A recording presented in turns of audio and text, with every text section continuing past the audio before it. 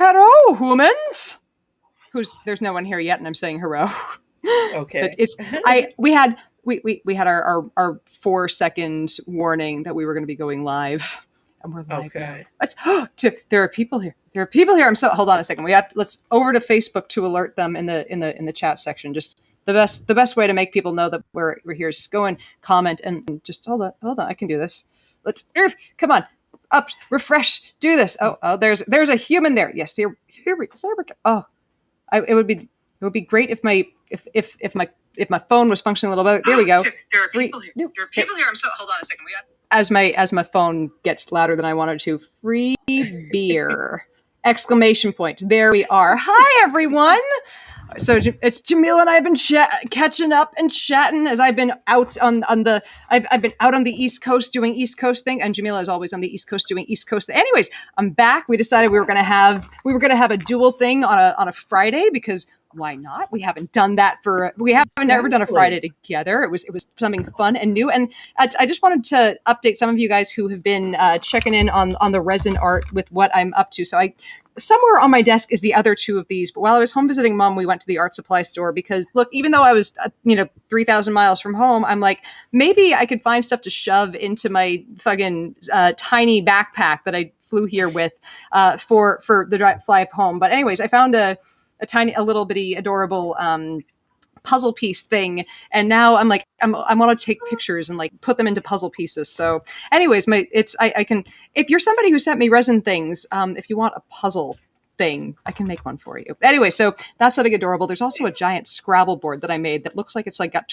flowers trapped in it. So that's been resin art today. So Yay. Resin art today. Claim that URL. It's oh god, no!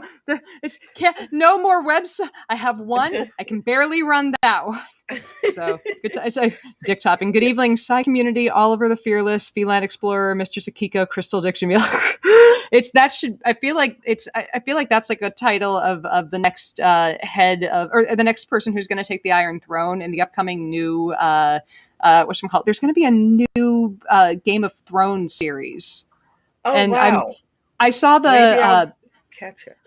I saw the here it's coming, the preview for it on the other day, and I'm like, I'm just suspicious after season 8. Did you watch Game of Thrones the first go round?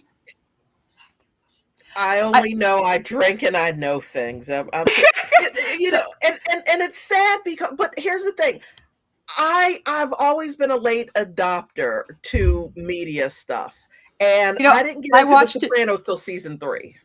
I watched. So here was my thing I did with whatchamacallit, with Game of Thrones, and like I've mentioned this before on the stream, I think. So I waited until there was less than a month of the show left to binge the entire series, so that, and somehow, like, it wasn't like I was trying to avoid spoilers, but whenever I saw someone mention something Game of Thronesy, I just scrolled past it, and like, I'm sure I saw someone saying X, Y, and Z character died or blah blah here and there, but because I just managed to jump past it, like I didn't remember who died, 6 years later. So while I'm watching it, I'm like, oh, like I just expected. I basically was like, all right, no one's gonna get out alive. Everyone's gonna fuck their mother. Like that's just what's gonna happen in this series. I was right. Like you like a character, don't get too attached. And by watching it all in a month, I didn't have time to get attached to anyone. So anyways, when season 8 was season 8, 7? Anyways, when the last season was awful, I was like, oh, okay. I only had a month to be attached to this. So it was fine. So watch it, but remember that like it's going to be bad. Or let me rephrase this. It's going to start getting weird and the tone's going to be not as like consistent. I'm not going to say it's bad, but the tone's going to be different after season 5. Like it's basically because they ran out of books to draw from. That was a problem. I is that the Red Wedding season? I think so. Like I said, I watched this all like, and it's what I think you're accurate in that question. Somebody in the audience who remembers this better than me, who didn't binge it in a month. Man. So also fun story in the horrifying department. HJK said no, it's not the Red Wedding season. Okay, or at least I think that's what he's saying no to. But it's in the terrifying oh shit department. So my dog has been sick the last few weeks, but he's okay now. And there was nothing like so. I right before this is just like you never want your dog to get sick for the second time in a year, right before you leave for a trip. And it was the second time right before for a trip that he got sick. It was like I'm scheduling vet's appointments as I'm hopping on a flight 2 times. Anyways, but this time it was like he got super like there was nothing clear that was wrong with him. He was super lethargic, and that's not a good sign with the dog because they don't like they're not sniffling. They're not like they just There's someone says we're snoozing. Look, I'm going through a rough time right now, Ashley, and so I'm a little more boring than usual. Sorry, I'll be less boring for you when I'm more than 2 months out from my brother's death. Sorry, that's I'm not at my top performance at the moment. Anyways, Buddy, he did have his safety glasses on. But anyways, Buddy, super lethargic, not moving. Take him to the vet, and they do like here's the thing. He starts bouncing back after 2 days. I appreciate that, Ashley. Thank you. So he starts getting a little better after 2 days. He's starting moving around a bit more. I come back from vacation. He's still kind of not moving at 50%. I bring him to the vet. He's much more energetic the day I bring him to the vet, of course. And like they do the blood test, and he's somehow the next day he's back to normal. The day after the vet, and they're like, "Oh yeah, his blood results are fine." I'm like, that little jerk. $180 late. At least it wasn't surgery this time. I'm like, I'm just catch a cold whatever you need, buddy. Just not like we were because he just had major surgery earlier this year, and I'm like, oh god, whatever it was that caused the surgery. It's like I'm sorry, but like.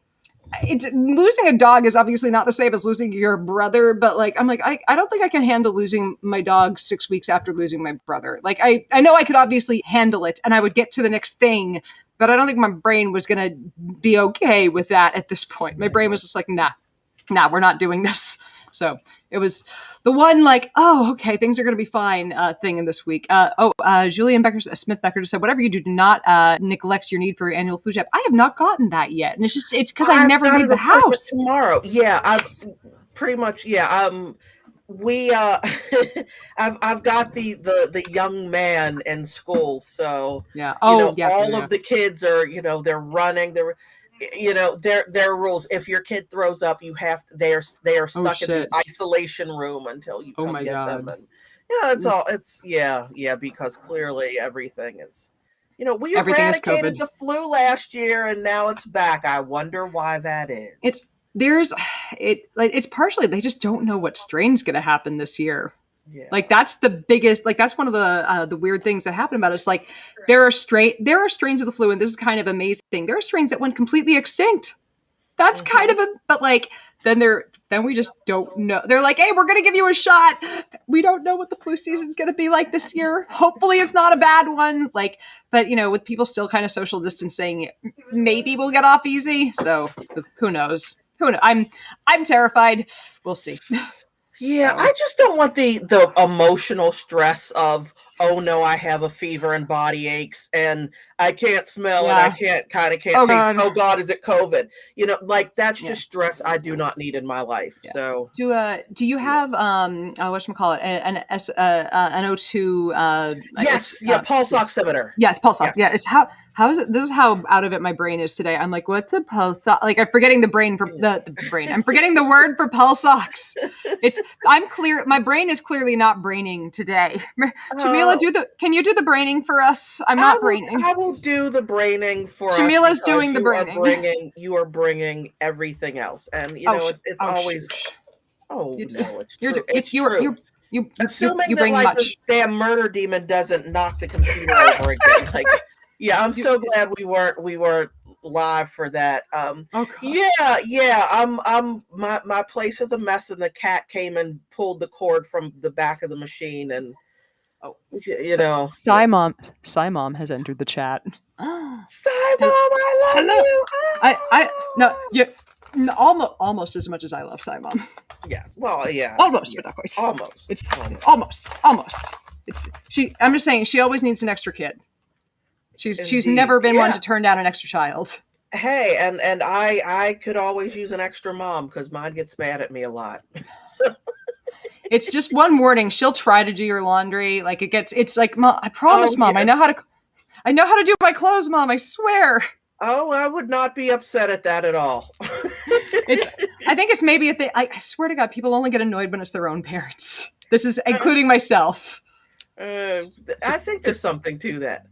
Yeah, it's a thing we do. It's a thing we do. It's here I am trying to take apart the puzzle pieces I put together this morning because the thing about resin is it gets a little smaller when it cures. So here this is getting smaller and like getting trapped into itself. I'm like, they'll never be able to use the puzzle piece.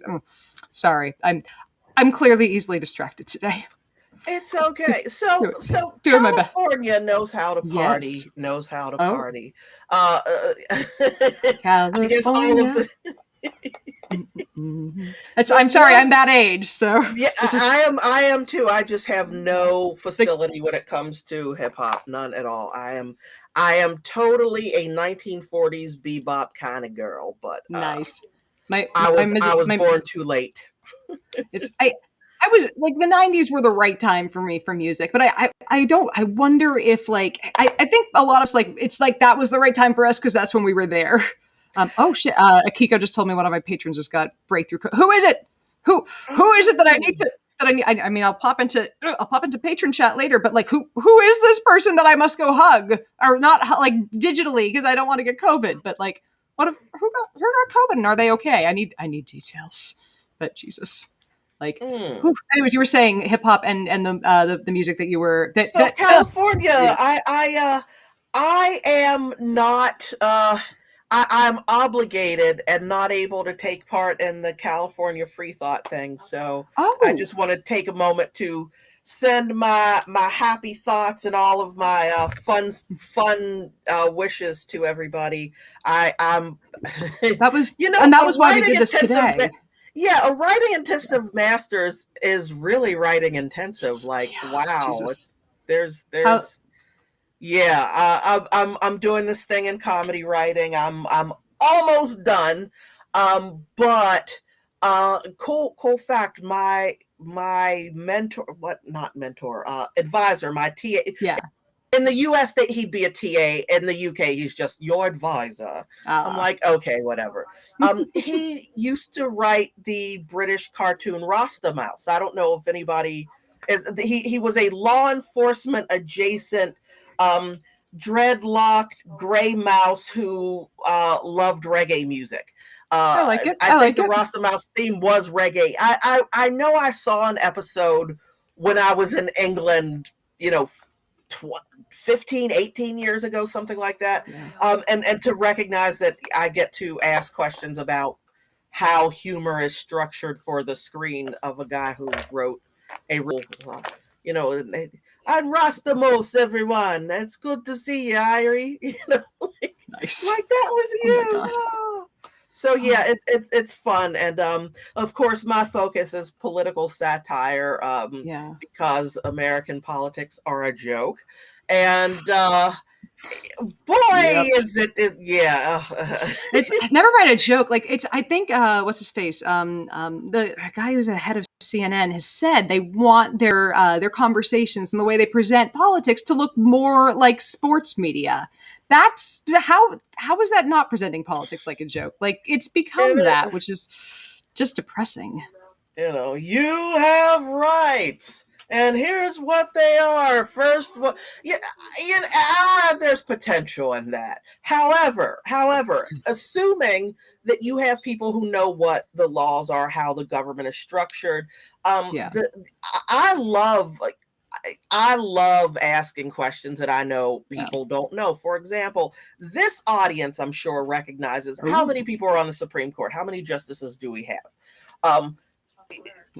Let's wait for an audience answer. I know the answer, but my hands are up right below the screen. I haven't at this point in time. I have enough fingers to cover it, but at one point in the future, I might not. It's possible. Exactly, and most people, I would argue, do not know that. Yeah, the first answer is correct. Answer, yes, 9 indeed, and if you. Now, this is a fun one. Ask the people where you live, and it depends on where you live. who is your highest ranked local official? Whether that's a county commissioner, whether that's a city examiner, whether that's a constable, so see, in DC, we only have, mine is pretty easy because we only have a council and a mayor. We don't even have a governor. At your, we don't have a governor. We have a mayor. That's just so, especially since we are taxed at some of the highest rates in the country, yet we do not have the representation befitting a population the size of ours. Anyhow, yes. How many states does DC have a bigger population than? Something like 4. Something like 4.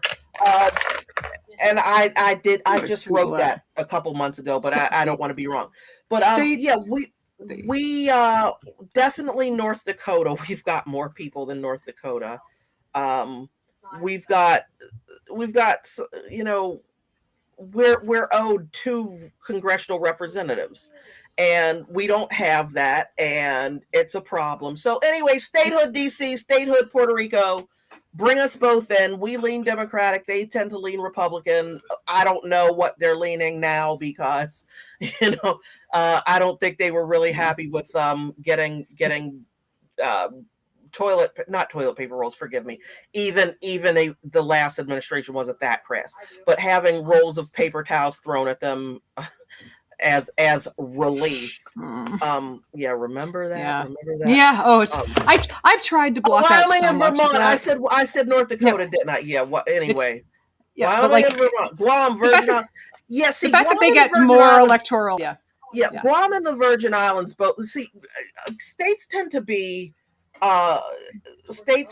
ratified in pairs, and the political bent right now is such that there's no way that overwhelmingly Democratic DC is going to get in without saying, well, we need to pair you so that we're not just admitting 2 more Democratic senators off the top and a couple of congressional representatives.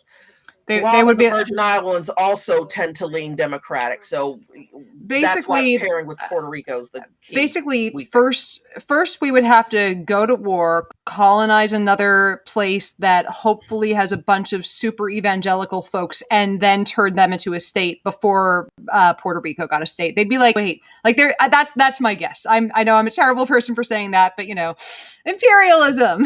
It's look at what it can do. I'm crying.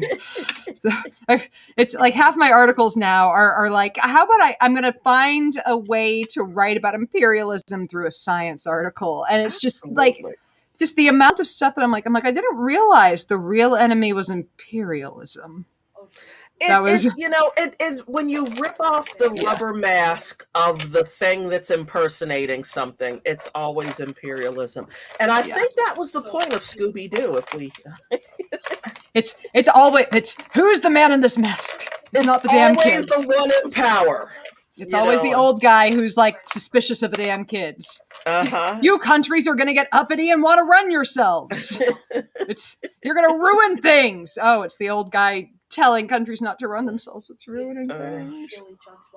The world we live in. The world we live in. Can you tell Jamila and I are having just a ranty day? I see my husband is watching us over on Twitch, which makes me very happy. I'm just hello, Mr. Schmez Pro. Hello.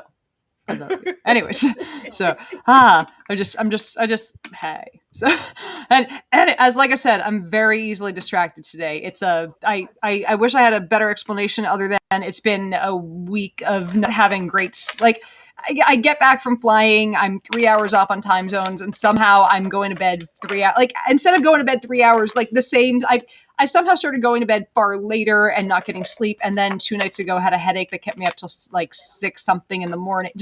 It's been a week. It's been a week of my brain not quite, not quite behaving. Like I feel Amanda asked, more distracted than normal. Even like somehow without all the moments of, pardon me, because I distracted myself. Like it's just my brain is not braining quite as on as I would like it to right now. And I'm shocked that I got an article out before the stream started today. Like super fucking shocked. So, like I had, and I mean, part of it is I had, and I'm going to keep this brief because I don't want to get into it. I had therapy because I have my therapy sessions for the bereavement therapy. I have those sessions on Friday at noon, and it was just like sometimes you go through some super fucking heavy stuff in that, and today was a little heavy, and I think it's just kind of like been in my head today, and that's, I think that's part of it. I don't want to get into that too much because just fucking nah. But yeah, like it's that I think that's part of it. But there's you never know what day what's gonna throw you, and that's kind of grief. There was this I saw this thing a while ago, this description of how grief works, and I think this is the best one I've seen.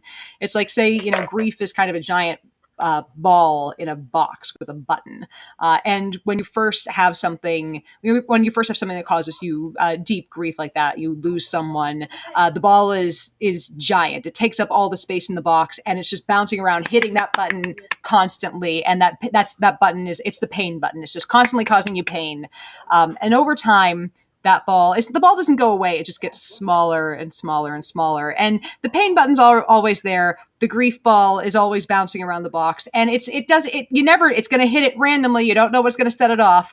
And occasionally it's going to be less and less and less over time, but it's always there, and you're always going to carry it with you. And right now the grief ball has gotten a little smaller. It's not quite the only thing at the front of my brain all the time, but it's still like it's like I'm carrying it right here, but it's like it's instead of being in front of me, it's like in my hoodie pocket, instead of like, here's my grief ball now. Yeah. So it's still right in front, but not quite where people can see it constantly anymore, which is still not easy. Like I'm still crying at some level every day, even if it's not like horrible big tears, but there's still something that makes me cry pretty much every day. It takes a while. So it does. Yeah. It's it's just no one, there's no like playbook for how to fucking get back to human when your brother's in powder form. Like that's all weird. That's all super weird.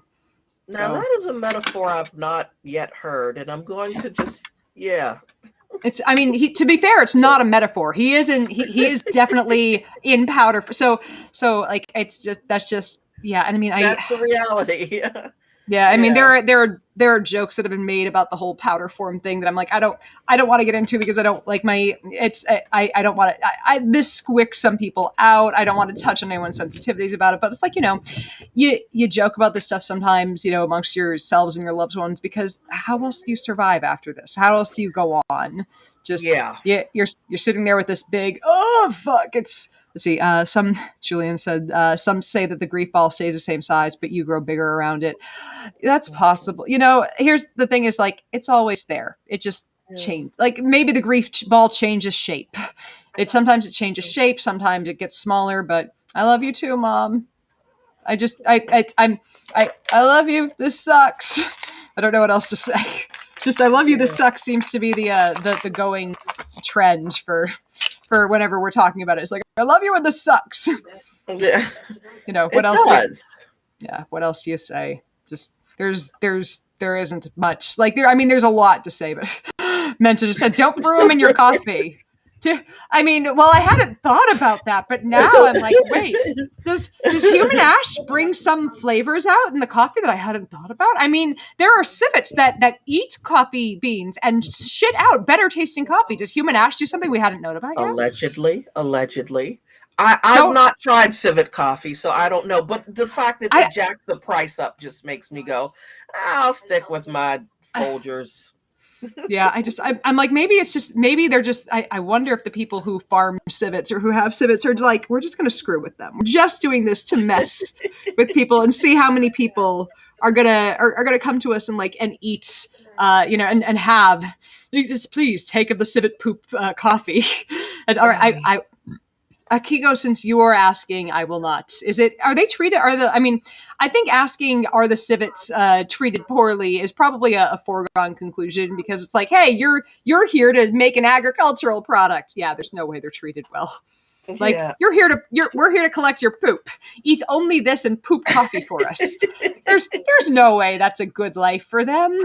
So, oh my God, yeah. Julie, this sounds like the next San Francisco Bay Trip. Like I think even the civet copy is too expensive for the San Francisco people. I say this having lived there. Like you take normal coffee in San Francisco and it costs too much. Take civet coffee in San Francisco and that's just like it's going to cost $90 a glass. Yeah. There's wow.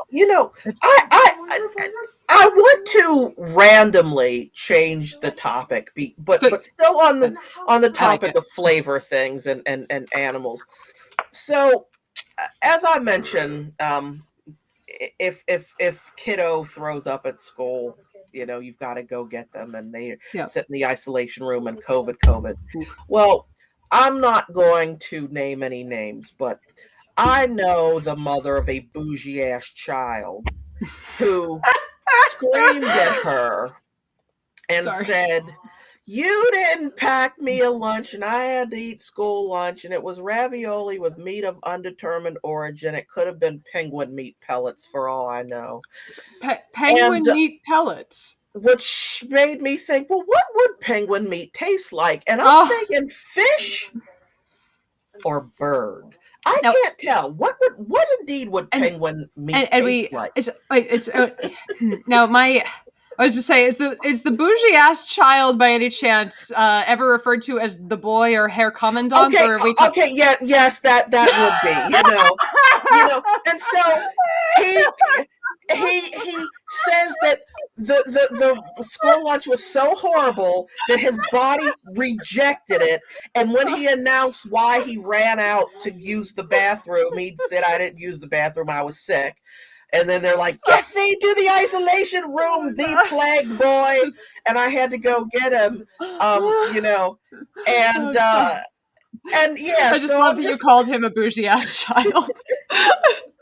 Just his favorite. It took me a moment to put that together, knowing. His favorite food is king crab legs. Like, I didn't have king crab legs until I was older than 30. Yet this child knows he prefers it with my garlic butter sauce as opposed to the lemon sriracha sauce that I make. Some people are they're setting them. They like, maybe some people they're put on this earth to know what they want to set themselves up for, and maybe Herr Commandant is one of those people. As if a school could afford penguin meat. Exactly. That is exactly what I said. Like, that's some soy byproduct with pink sludge. I mean, like, there's no way they're feeding you. Who knows? It's like, now I want to know, has anyone out there ever bought penguin meat? Or if you're anyone watching this, have you bought penguin meat? Or do you know someone who lives in a place where penguin meat would be a thing does anyone know Sarah Palin? Anyways, does someone know a story on penguin? So my answer, because you asked us on Facebook, my answer to this was like, because I've had alligator, and the only reason I suggested alligators because they are likewise an aquatic thing that somehow if you've had gator, I'm not fucking lying about this at all, and this sounds like the weirdest description, but it tastes like chicken that tastes like fish. Like, it's got the exact texture of chicken, but it's like chicken that was cooked in oil that was used to cook fish. And this is just a guess, and I'm probably wrong, but I feel there might be something like that happening with penguins. I'm thinking so too. The thing that makes me interested is that if we look at Arctic penguins, their fat would absolutely be pure omega-3 and omega-6. Their whole diet is fish. So they would probably be basted and infused in that flavor, which makes me think that that it would probably be a moist, tenderish kind of meat if well prepared. But then again, I don't know how the hell you cook penguins, so I don't know. I could be making all this up. I love alligator. I love alligator tail. The risk and poorly cooked alligator is that it gets rubbery. You have to make sure that you cook it at high enough a temperature for a short enough amount of time that you get a nice chew texture, which is why a lot of times it's diced and then cooked and then thrown into a gumbo. Or we need to go to New Orleans. You're Acadian. Why don't we need to meet in New Orleans? So we know what you're doing for your side hustle, Jamila, and it's not okay. It's not okay. But the penguin pellet meat, come and get you some. But when I was in oh my god, so what was I going to say to you? The alligator that I had, because it was before we knew I had celiac. I was in Arkansas dating the guy that I accidentally had a friend punch. There's a funny story behind that. But I was visiting him, and I had this before knew I had celiac, and I had alligator po' boy, so I had it deep fried from like. Oh yeah, I had it at a shack that has just been making again high temperature, short amount of time, deep fry. Yes, deep fried. It was so good, and it's the flavor of it. It's unique. So, anyways, Akiko has it right. The Sai Bay tour. Yes, we need to. You know what we totally need to, and we need to day drink outside. I'm going to be day smoking pot. I don't drink. Oh yeah, okay. No, it's because it misses. It's because it doesn't mix well with my it makes me so sick because of my medications. Yeah. I can have a drink slowly, but it means I'll be your designated driver. Oh, hey, you always have a driver, and you never have to call it. I do not like drinking. Just does not sit well with my medications. It's I'm not. I'm not quote sober. I'll have I'm the best person to have around to fill up with Diet Cokes and make sure you get home safely. Hey, yeah, and for me, I never met a rum I didn't like. I'm not, yes. I like this. I love every iteration of rum, and being that you can't walk more than 5 feet without finding a different place to sell you a hurricane. New Orleans is just the town I need to be in. I'll first time in New Orleans, poison tester to make sure. I'll take a sip of each just to make sure that they're not poisonous. I just want to taste them. I just can't get drunk. Oh wow! Ooh, sautéed gator. Oh, gator kebab. Okay. Oh man. Montreal. I've not been to Montreal in a few years. It was 25 years ago. Literally, I was 13. Okay, I was supposed to go I didn't go because I hated my French teacher and couldn't imagine having to be completely under her care. But I grew up in Pittsburgh. The law in the 80s when I was in school was that when you learned French, you learned with the Quebecois accent. So, my first time going anywhere French was spoken was Paris, and I could not understand a damn thing any Parisian woman said. The pitch was way too high, and I mean it's a totally different language. I could understand men, and I could understand African francophones, but they talk so quickly. I was they looked at my shoes and knew I was an American, and then they talked to me as though I was not so bright, but I could understand that. Well, this was also in the era where people were being told, don't say you're an American, say you're a Canadian. And then somebody'd ask, well, where in Canada? Oh, just Canada. It's it helps if you know a little something, It's just from now on, just tell people you're Cajun. Tell people you're Acadian. Just do that. They won't know any better. Yeah, I could pass with. I could actually pass with that because I know enough about New Orleans. You're just you're my cousin. There we go. Exactly. I'm very distantly related. Well, the plantations would make that possible. You're my cousin through marriage. Yeah, that's how that works. Exactly. So I'm totally. You know what?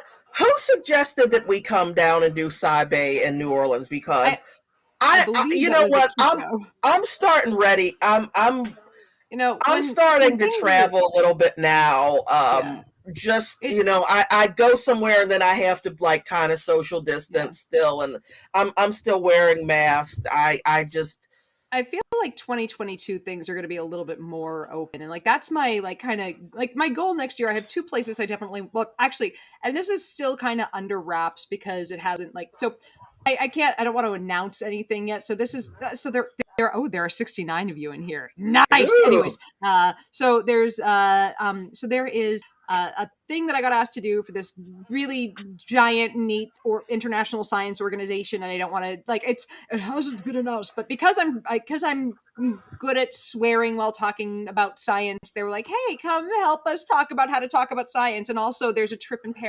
Paris in it for you. I'm like, what? I was going to, and I had said yes. I'd said yes long before they were like, by the way, we're going to need you to come to Paris next year. I was like, what? You want me to go what and do what? When? So I'm like, all right. So if we're going to be doing this, what else can I get us to do? So like, I'm trying to figure out when this is going to be and what I can work in for what and where. Because I'm like, all right. Please know that I adore Paris. I haven't been. Oh my God! You know what? The last time I was in Paris was in April of 2001. It's been 20 years. I've got to go back. Oh my God! It's been 20 years. Oh. I've been twice. Oh no. I've been 3 times since then, and it's like one of them was a business. Do you remember? Oh, I know you know her because it's. Do you remember Julie Gunlock? Who like the one time like I was in. So I was in DC for this thing at the like National Alcohol Board. Yes. The spirit, the Spirits Association. Gotcha. Yeah, Spirit. I clearly don't know what the fuck I'm talking about. I'm really good friends with somebody who put that thing together, and I didn't know until the day later that my buddy is the one who put it together and brought to you. So Julie works with like one of these. We were friends, and then she went kind of. She was when Trump got in at first. She was not happy, and eventually she's like. She still wasn't a big fan of Trump, but she's like, but they're doing everything I want the Republicans to do. So I guess Trump is good. And we eventually weren't friends anymore. And that got super fucking sad because I liked her. But anyways, she, back when I was writing about food and diets and whatnot, there was a cork company that had gotten a few hit pieces written about them. They're like, hey, can a few scientists from the US or a few science writers from the US come over and tour our factory and we'll give you a nice little, anyways, a PR firm was like, come over, we'll pay for everything. Get some writers over to look at it. I never wrote a single thing about them. Like it was just, they wanted us to look at the place just in case they ever needed an article written. So I just got a trip to Paris to Paris and to the south of France, to the fucking south of France for 4 days from a PR firm. I never wrote a fucking thing about the company, but it seemed like their factory was all above board, so that was good at least.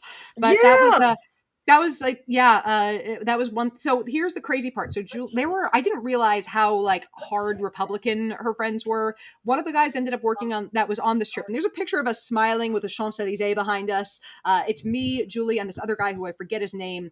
And this guy was, he ran the website junkscience.com. And he was on Trump's EPA transition team, and he did not believe in climate change. And there's a picture of us all smiling together with the fucking with L'Arc de Triomphe behind us. And for fuck's sake, I did not know any of this stuff about him. And I'm like, this is one of those pictures that could get me canceled one day. And I did not know anything about this guy before the trip. And I went because I'm like, oh, this is But like there are things that you do early in your career. I had only been sci-babing for like a year at that point. It was literally in that first summer still. It was within a year of the launch of the site, and I just didn't know any better. Like if I had that to do again, I wouldn't have. I probably would say no because it didn't feel like a thing a journalist should be doing. But I'm glad I never wrote anything about the company. Yeah, well, here's the thing too that the reality of the time we're in right now. You went on a familiarization tour, a fam trip, and there was a time where you could not go on fam trips if you were a journalist because you were expected to produce positive stories about what you went over to see, and that's a conflict of interest. They're whining and dining you for a story. Oh, voila, it's going to be a good one. What a shock. You can't accept fam trips. The thing is, the fact that budgets have been slashed so dramatically means that there are a lot of places that you just can't get to go. Like aviation journalists can't cover planes. And the American aviation journalists often cannot cover planes unless they, go on the Delta thing. And what they have to do is say, okay, Delta we went on the Delta trip and we disclosed it. I don't know what the law. It was, I don't know what the rule is now, but at a lot of places you're not allowed to accept anything of value. So if you get if you get earbuds to test or headphones to test, and there was the FCC ruling. Yeah, the FCC ruling that said you have to be telling people, that's why all the influencers make it really clear that they're using blah blah blah phones and sponsored by Audible, Raycon. And we're not sponsored by Audible yet. Yeah, it's such a shit. You know what? No, this needs to be sponsored by Audible because this has been a very tough week for everyone.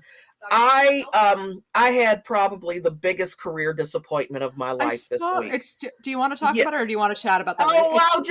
I'm not burning the bridge just yet. I will say though that it did make me cry, and it did make me very angry because I had to reach out to find out that I didn't get the thing that I know I killed.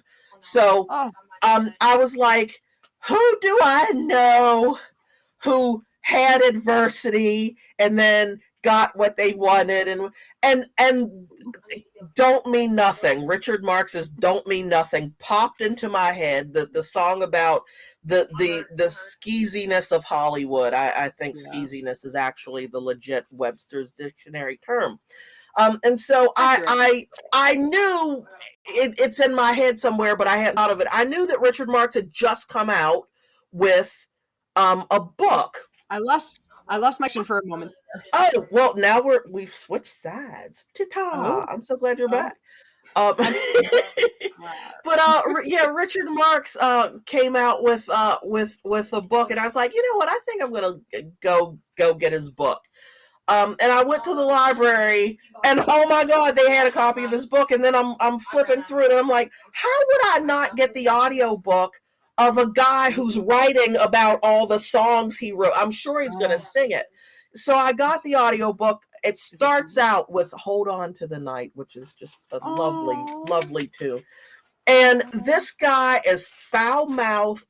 And writing transcends. He's an amazing lyricist. This is the guy that wrote No, sorry to interrupt it. Yeah, but I'm good at interrupting. It's what I do. So there's a couple of years ago, he was talking about how, I don't remember if it was cancer or whatnot, but he was talking about how someone in his life had used homeopathy when they were going through cancer. Now, they also, I think, used traditional treatment, but I don't remember who it was. And it's I think it might have been his mom. And look, homeopathy is obviously bullshit. We all know that. But and people were tagging me being like, please tell him why he's wrong. I'm like, his mom's dying of cancer, you dicks. Leave him the fuck alone. She's probably not going to make it. Why are you making this man's day bad? It's day, just fucking stop. If she was skipping traditional treatment, I'd be like, please don't. But that wasn't they were just just nagging him on fucking Twitter about this. And I'm like, what do you think you're accomplishing by nagging a guy whose mom is dying? And they're like, this makes them feel better because placebo effect is real. And it was just, sometimes I love skeptics, but I also hate them sometimes. They're a headache. They can be. And the cool thing about Richard is he can hold his own. That guy can write a song. He can write a tweet. He can write an insult. So this, you think, the soft rock guy with the fluffy hair. No. That is not who he is. And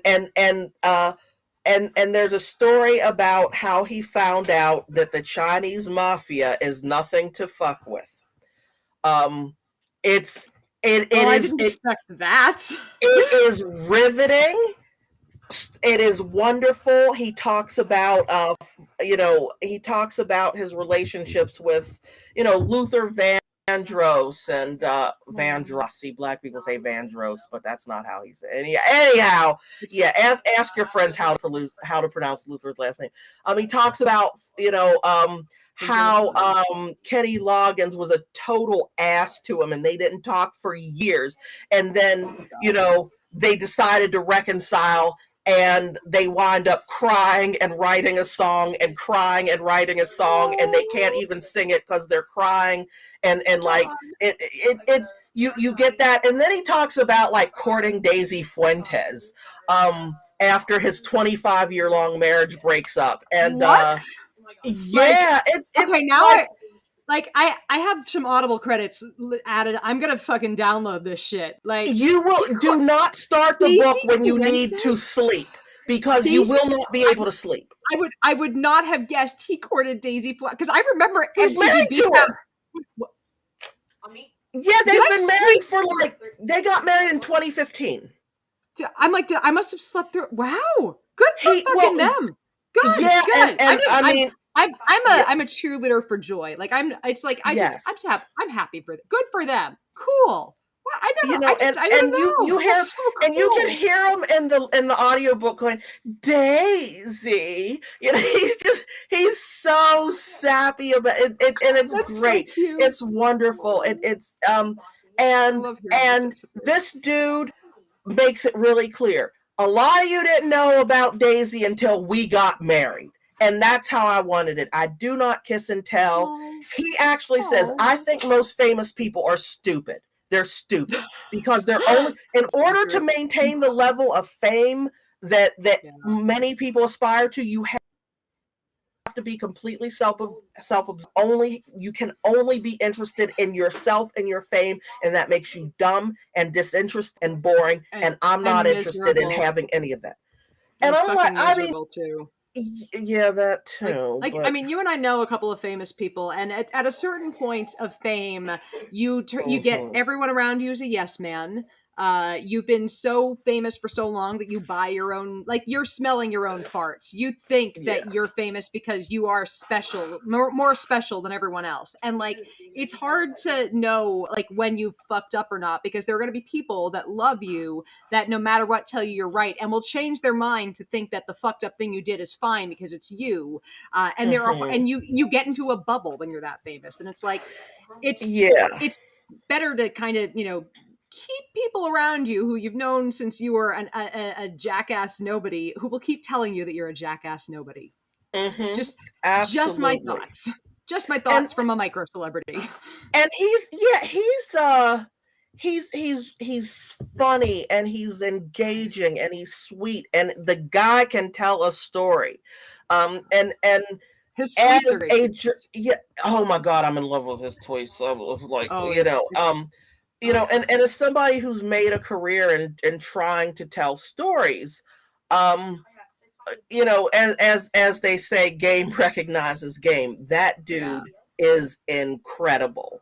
And listen to the audiobook because he breaks into song at various points and he does impressions.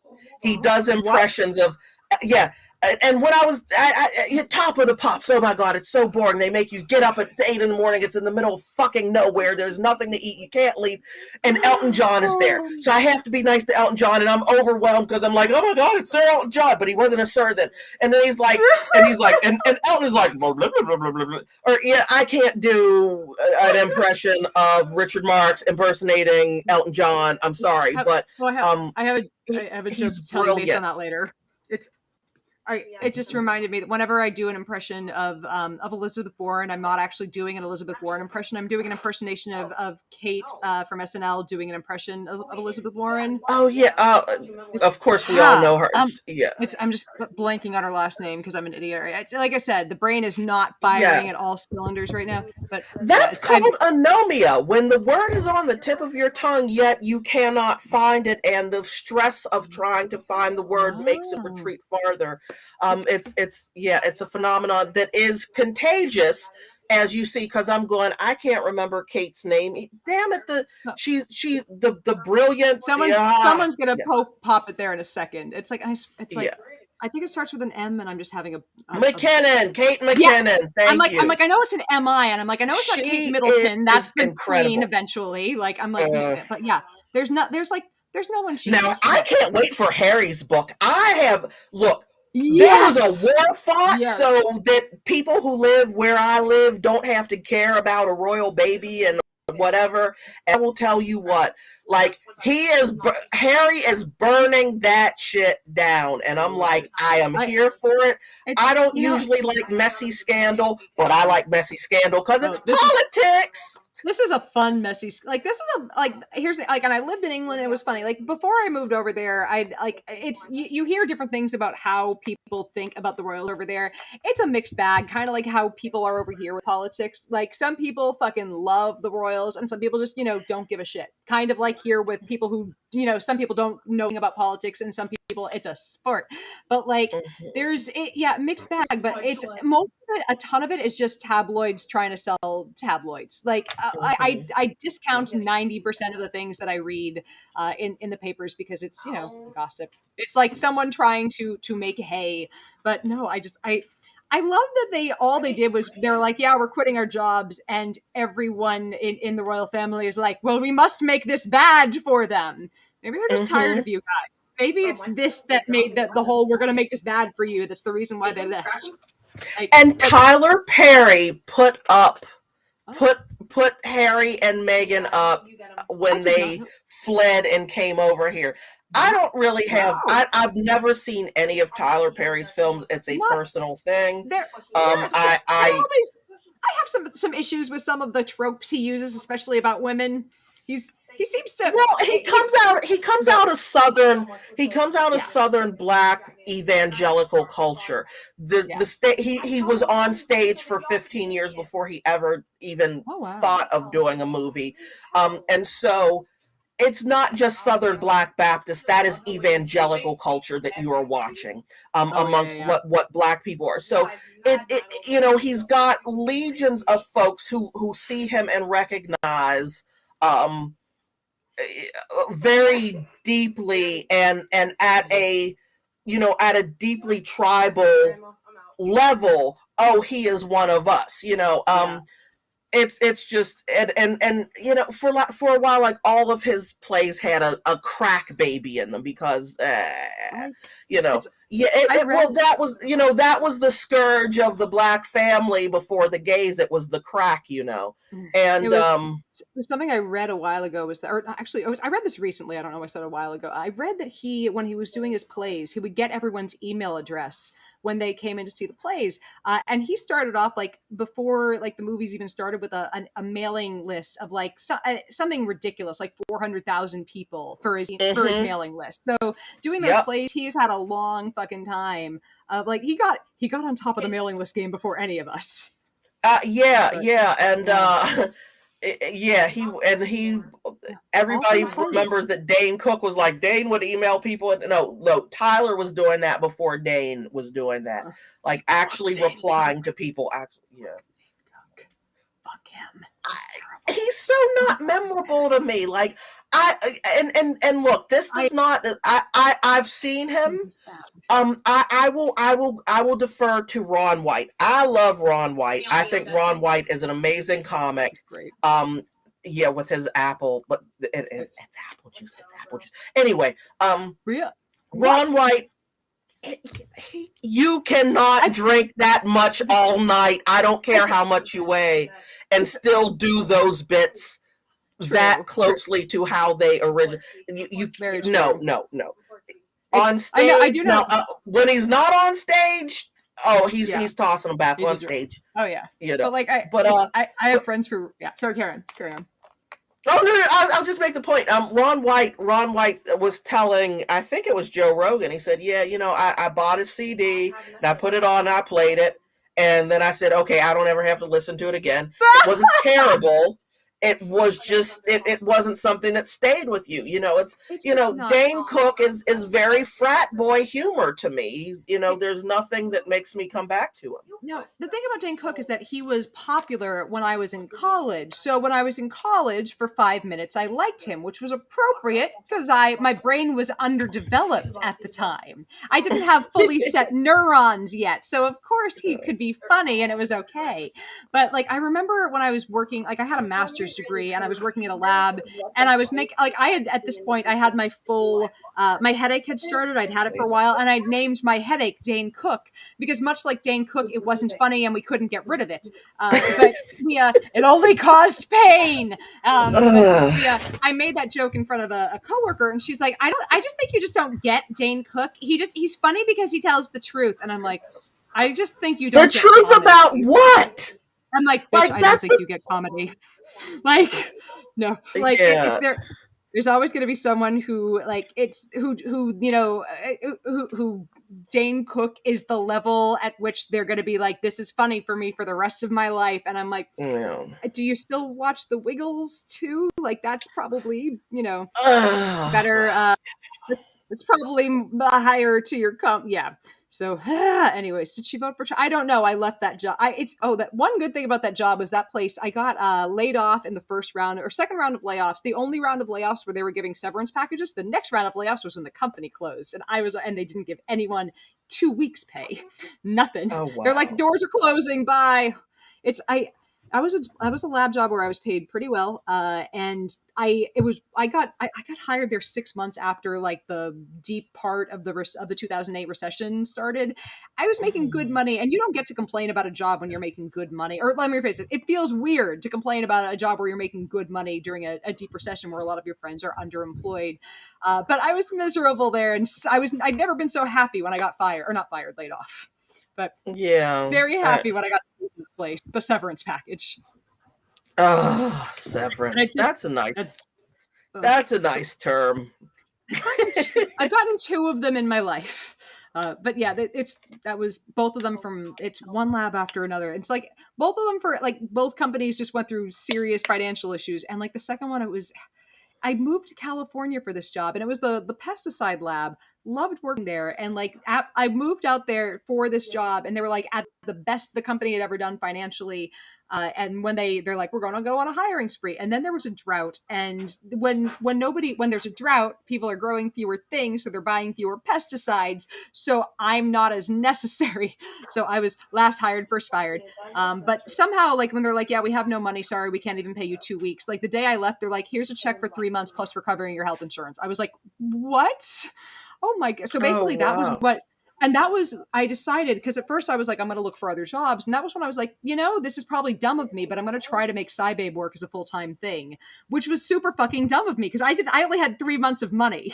What was I fucking do? Anyway, so that's how I got to do SciBabe. Like I would have been just seriously fucked otherwise. And this would never have happened. So, wow.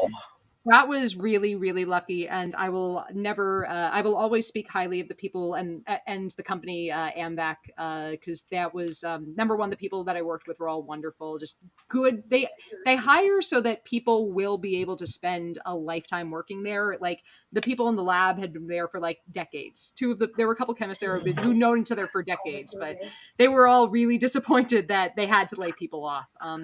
But yeah, if you ever get a job interview at Ambac, go get that job interview. Go take it. They pay well. They take care of their people. The health insurance is fucking great. I would have stayed there for life if I'd been able to. But yeah, 3 months severance was fucking amazing.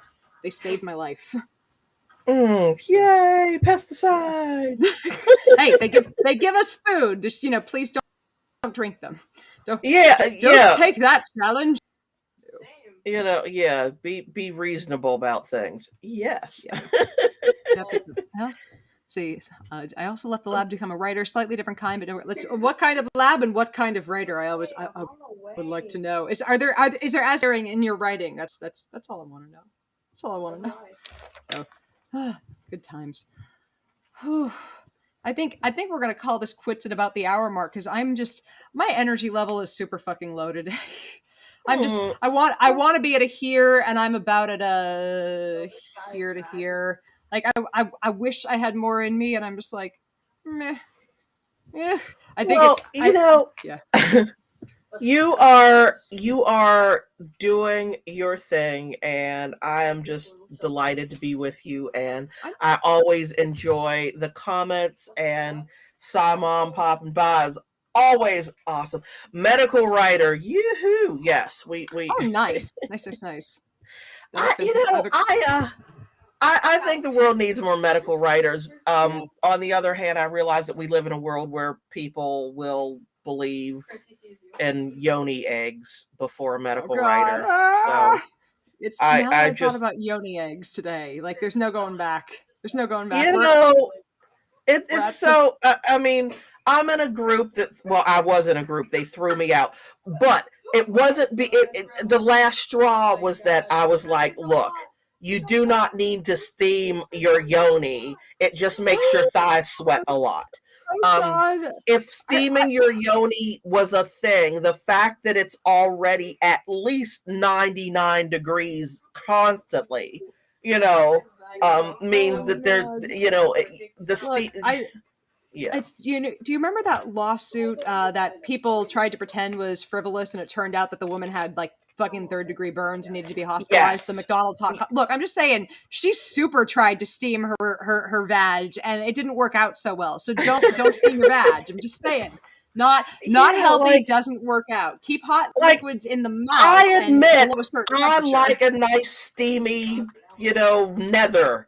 I go to the spa, and I make no bones about it. I like to go into the steam room, and I like to go into the dry sauna, and then get all dry, and then go back into the steam room. I'm not buying a chair with a cutout and certain. No, that's it. Like, look, if I found out that it would ward off like all the lady cancers, which is definitely not scientific language. I would do. I'd be like, oh, like I have to do this once a week, and I will never get cervical any of the cancer stuff. Mm-hmm. Sure, cool. I'll sit on. It doesn't do anything. It's just to give. It's to give a woman in Beverly Hills money. That's it. Like that's all. Hard pass. No, thank you. And makes your thighs sweat, which is fine. I like when my thighs sweat. That's why I spend as much time as possible at the spa. And but. So, Akiko, could you transition to SciComm? You know what? There's nothing. Hit me. Send me a message on Facebook, and there are a couple of groups that I'll send you to. There's always just because I'm here and I can't not. There's always got to be somebody that sends a dumb fucking email, and I gotta. Why did? Hold on a second. All right, and so somebody sent me an email saying, because I just posted the MOS before this started, and like the email. So I made the point. It's we're gonna be here for 5 more minutes because I has an anger now. So I posted the thing saying, hey, here are how many more deaths we get from climate change and from the oil. And one guy had to be like, here's the hole in your argument. There are other things about nuclear that there is literally nothing that nuclear does, has done, will do, or has a history of doing that is worse than fossil fuels have done for this planet. Nothing. There's no hole in the argument. We are better at nuclear now than we have ever been, and the continued use of fossil fuels is the main thing contributing to climate change and lung issues on this planet. There is no argument that will show nuclear to be worse than that. Not a single one. Never has been. Never will be. And it's not that I can't be convinced otherwise. It's that no one has ever shown me data that can convince me otherwise. And neither is this guy emails me saying, I know it's just one study. Yeah, it is just one study because there aren't any other studies, and this is a really shitty study. Sorry, I was angry. I live in DC. We have had a couple boil water orders. That's apropos of nothing, but I think in groupings of things, and this is in my environmental group, we're still burning coal to get electricity. And in the ward, we're broken up into 8 wards in this city, because we don't have a governor to do it better. But in Ward 8, where the coal burning electricity generating plants are the poorest, blackest people in all of DC.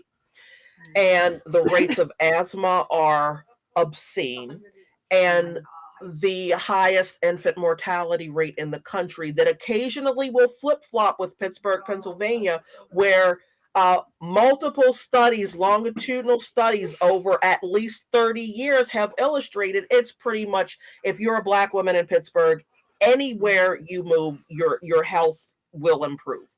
anywhere in the U.S. outside of the U.S. So the infant mortality rate in Pittsburgh is as bad as it gets. Occasionally, for a year at a time, it'll flip-flop with Ward 8, Washington, D.C. If you lay a ward map over Washington, D.C., there are no infants who die in mostly white ward. Statistically, there are no white infants who die younger than 1 year in Washington, D.C. Wow. But the worst infant mortality rate in the country is where we're burning coal. I am not the world's biggest nuclear fan, but I'll tell you, I'll show you what coal can do and what coal does every day to little girls who look just like I used to.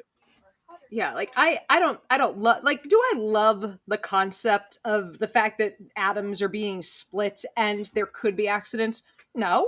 But here's the thing, from writing, and this is something interesting that's come from writing about nuclear accidents so much. It's surprisingly, like, you'd think I wrote about all these nuclear accidents and I'd be like, fuck, we should never. The thing is, from writing about all these nuclear accidents, the thing that I found is that it takes years and years and fucking years of incompetence, neglect, and poor planning, and people looking the other way and literally making SOPs that are off the way that equipment's supposed to be used in order for these types of accidents to happen. Like, every time that there is an incident, it's because people are not following protocol in nuclear facilities. Like, it's Chernobyl was not running the way a nuclear facility should run. It wasn't like one of the modern facilities being run up to code. Like, it's the only nuclear accident that has happened because that wasn't because someone fucked up was Fukushima, and literally one person so far has died from radiation. One. Most of the fatalities from that were earthquake tsunami related. Earthquake tsunami. And I'm just saying, if there had been pipelines breaking, there would have been people dying from pipeline related issues too. So I understand that radiation is scary because it's this invisible thing that we can't see, and oh shit, it's just around us and we don't know how to handle it. But like this, the continual fear of it because bad things happen in Chernobyl is overblown at the very best. So I'm laughing at Air Commandant in the background. I'm sorry. Yeah, somebody has ginger ale spewing out of his nose. I'm not naming who. Tell Air Commandant. I said be quiet. Tell Air Commandant I'm laughing with him. I'm laughing with him. Yes, we're laughing with you, son. Yeah. Oh my god, this is fun. Oh. Wow, he's so red. Yes. You are not dying. You'll slow the fuck down drinking ginger ale next time, won't you? Yes. I'm picturing snot going down his face. Oh yeah, that's spicy boogers. Yes, spicy boogers, son.